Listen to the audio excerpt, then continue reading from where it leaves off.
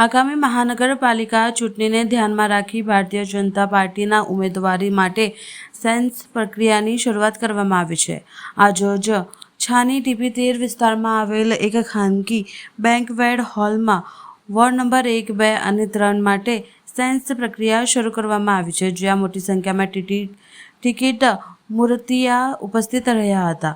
આ પ્રક્રિયા ઉમેદવારી ઈચ્છતા પાસેથી અભિપ્રાયો લેવામાં આવી રહ્યા છે, જેથી પાર્ટી યોગ્ય ઉમેદવારની પસંદગી કરી શકે। મહત્વપૂર્ણ વાત એ છે કે સમગ્ર પ્રક્રિયાની જવાબદારી સુરતના ધારાસભ્ય પુનિત મોદી, હર્ષદ કટારિયા, સોનલ સોલંકીએ નિરીક્ષણ તરીકે હાજર રહ્યા હતા। આગામી ચૂંટણીને લઈને ભાજપના દ્વારા સંગઠન સ્તરે તૈયારી શરૂ કરી દેવામાં આવી છે, જેનાથી રાજકીય ગરમાવો વધતો જોવા મળી રહ્યો છે।